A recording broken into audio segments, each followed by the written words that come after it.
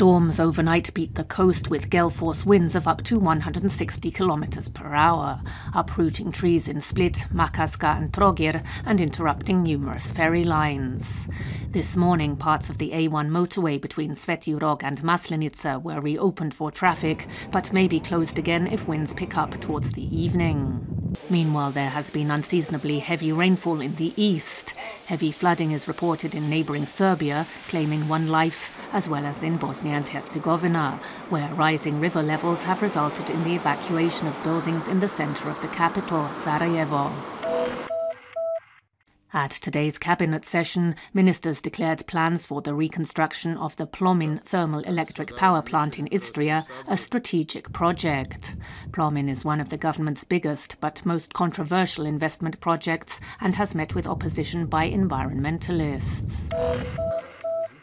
In Parliament, MPs are discussing a draft law on the railway sector, which would harmonise legislation with European directives. This would enable the faster adjustment of the Croatian railway system to EU conditions and allow a larger number of foreign and domestic companies to operate rail services. Meanwhile, former Finance Minister Slavko Linic returned to Parliament as an ordinary MP, following his dismissal last week. He told reporters that his work as MP would be easier than as minister. President Ivo Josipovic met with US Vice President Joe Biden in Washington yesterday as part of his working visit aimed at boosting investor interest for Croatia, especially in the energy sector.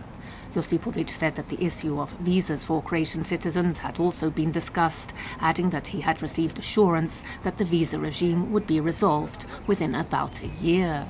The Croatian president travels on to Houston, Texas today to meet with key figures in the energy industry.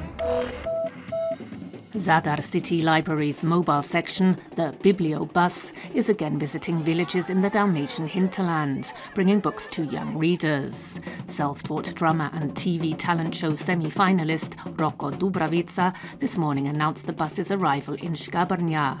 The children said they would like the library to stop in their village more often. In sports and football, Spanish side Sevilla won the UEFA Europa League last night after defeating Portuguese side Benfica in a penalty shootout 4-2. Sevilla's captain, Croatian Ivan Rakitic, was declared the player of the game. And Croatia has a new water polo champion. In yesterday's last game of the final three series, Rijeka's Primorje defeated Zagreb's Mladost with a score of 13-7, winning Primorje the cup for the first time in 76 years. The weather this afternoon: cloudy, windy and cool, with heavy rainfall in the east. Winds on the Adriatic, a strong bura and northwesterly, with gale force gusts in places. Temperatures 10 to 14 degrees Celsius in the interior, 14 to 18 on the coast.